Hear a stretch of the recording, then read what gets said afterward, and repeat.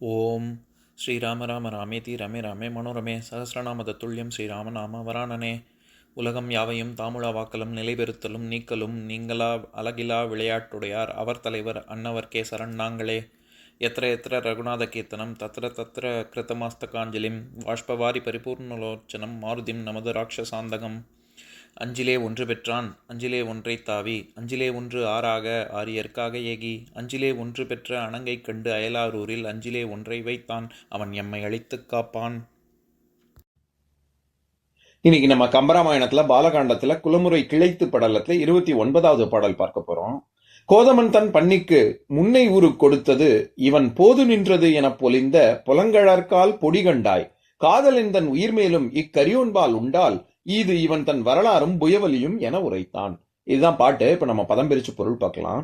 இவன் இந்த ராமனது போது நின்றது என செந்தாமரை வாடி வதங்காமல் எப்பொழுதும் ஒருதன்மையாக பொருந்தி நின்றது என்னுமாறு பொலிந்த விளங்குகின்ற பொலன்கழற்கால் பொற்கழலை அணிந்த திருவடியின் பொடி தூளியே கோதமன் தன் பண்ணிக்கு கௌதம முனிவனின் மனைவியான அகலிகைக்கு முன்னை உரு பழைய வடிவத்தை கொடுத்தது கண்டாய் சாபம் நீங்கி தந்தருளியதை காண்பாய்.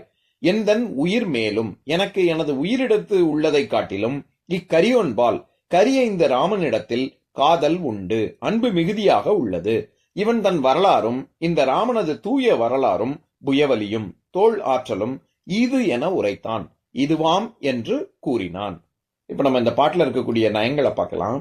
அதாவது குலமுறை கிளைத்து படலத்துல ரகு குலம், ராமனின் சூரிய குலத்தின் முன்னாடி முன்னோர்கள், ராமனின் முன்னோர்கள் எப்பேற்பட்டவர்கள், அவனுடைய வரலாறு எல்லாவற்றையும் இது விஸ்வாமித்திரர் ஜனகனுக்கு சொல்வதாக நம்ம பார்த்துக்கிட்டு வந்தோம்ல.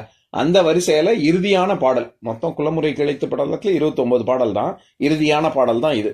இதுல ராமன் எப்படி அகலிகைக்கு சாப விமோச்சனம் கொடுத்தான் அப்படிங்கறத தான் வர்ணிக்கிறாரு. இதுல 2 விஷயம் சொல்றாரு. ஒண்ணு, அதாவது ராமனினுடைய கால் தூசி, நம்ம பொதுவா சொல்லுவோம்ல, நீ எல்லாம் அவன் கால் தூசிக்கு கூட பெற மாட்ட அப்படின்னு நம்ம மட்டமா சொல்லுவோம்.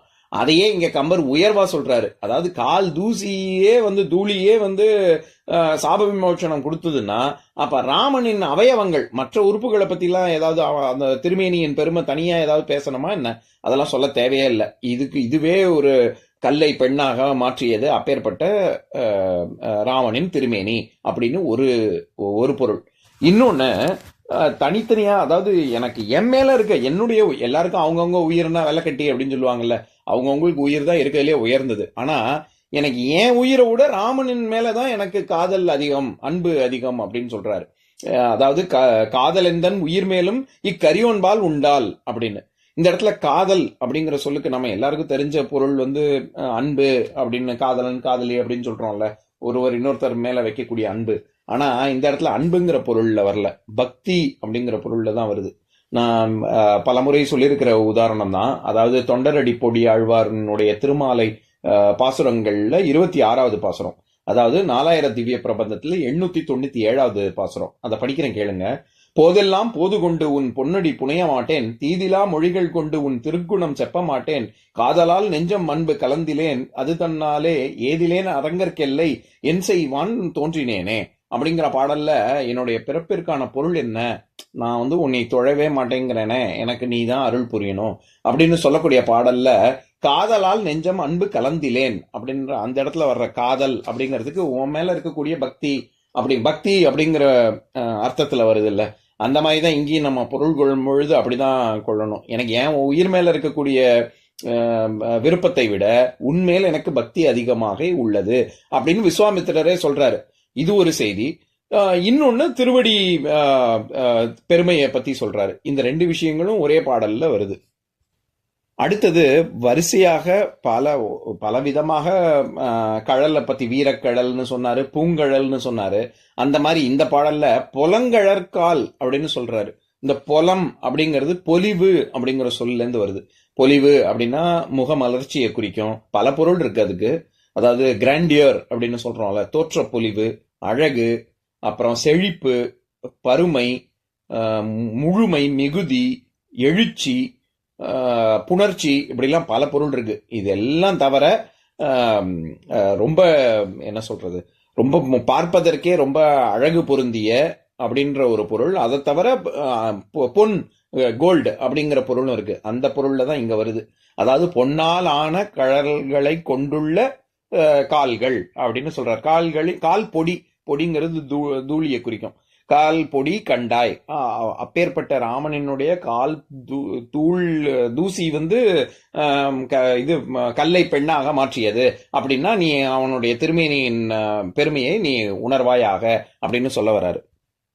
அடுத்தது கோதமன் தன் பன்னிக்கு அப்படின்னு தானே தொடங்குறாரு. அது பத்தினி அப்படிங்கிற சம்ஸ்கிருத சொல்லின் திரிபு தான் இந்த பன்னி அப்படிங்கிறது. அதாவது அகலிகையை தான் அப்படி சொல்றாரு.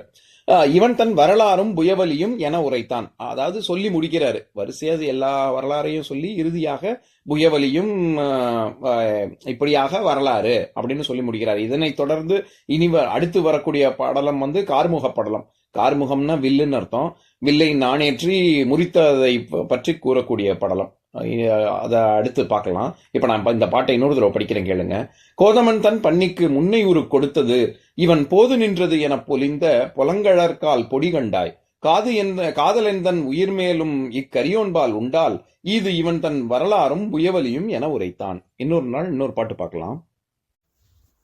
ஓம் சாந்தாகாரம் புஜகசயனம் பத்மநாபம் சுரேஷம் விஸ்வாதாரம் ககனசத்ரசம் மேகவர்ணம் சுபாங்கம் லக்ஷ்மீகாந்தம் கமலநயனம் யோகி ஹிருத்யானகம்யம் வந்தே விஷ்ணும் பவபயஹரம் சர்வலோகைகநாதம். உம்பரோடு இம்பர்காரும் உலகம் ஓர் ஏழும் ஏழும் எம்பெருமான் என்று ஏத்தி இறைஞ்சி நின்று ஏவல் செய்ய தம்பியரோனும் தானும் தருமமும் தரணி காத்தான் அம்பரத்து அனந்தர் நீங்கி அயோத்தியில் வந்த வள்ளல். ஓம் பூர்ணமதః பூர்ணமிதம் பூர்ணாத் பூர்ணமுதஸ்யதே பூர்ணஸ்ய பூர்ணமாதாய பூர்ணமேவாவசிஷ்யதே. ஓம் சாந்தி சாந்தி சாந்திஹி.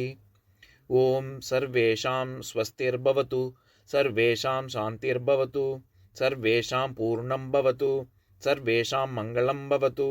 ஓம் சாந்தி சாந்தி சாந்திஹி. ஓம் சர்வே பவந்து சுகினः सर्वे सन्तु निरामयाः सर्वे भद्राणि पश्यन्तु मा कश्चित् दुःखभाग् भवेत्. ओम शांति शांति शांति.